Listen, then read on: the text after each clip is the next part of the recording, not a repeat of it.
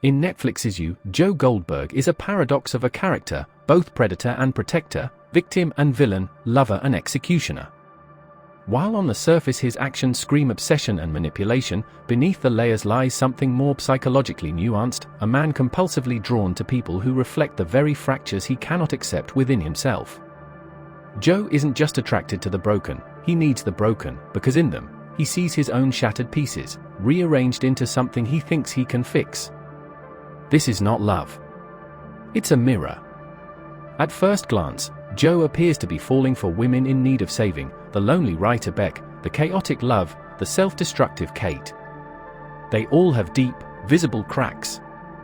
But the truth is, Joe doesn't fall in love with these women in spite of their damage, he falls in love because of it. Their pain validates his own. Their chaos justifies his. And by immersing himself in their dysfunction, he avoids confronting his own. In psychological terms, this is known as wounded attachment. Joe has internalized the belief, likely formed in childhood, that love is not safe, it is unstable, inconsistent, conditional. His early trauma, the abuse, neglect, abandonment, carved into him the idea that love is pain, and pain is love. So as an adult, he doesn't seek peace, he seeks familiarity. He finds comfort in the broken, not because he wants to harm them, but because he wants to heal something in them that he never could in himself. This dynamic is often misunderstood as romantic, the idea of saving someone can be dressed up in poetic language. But it is inherently about control.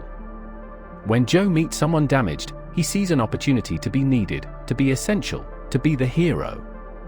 But true love doesn't need to play hero. Joe's need to fix others is not an act of kindness, it is a desperate attempt to outrun his own helplessness.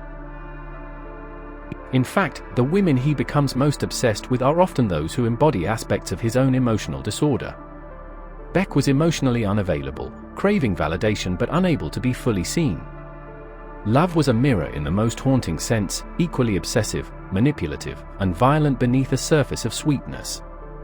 Joe's connection to her felt real to him not because it was healthy, but because it finally matched his own emotional depth and darkness. But here's the tragedy, Joe doesn't see these women as whole people. He sees them as vessels, as projects. Once their brokenness no longer serves his own reflection, he loses interest. Or worse, he becomes dangerous. Because if the mirror starts reflecting something ugly, something unfixable, it threatens his self-image. And Joe's love has always been conditional on his illusion of who someone should be, not who they are. The irony is that Joe is broken. But instead of facing that, he searches for it in others. He seeks it, obsesses over it, tries to control it, and when he inevitably fails, when the person does not fit the fantasy, he lashes out. Each relationship becomes a failed experiment in self-redemption.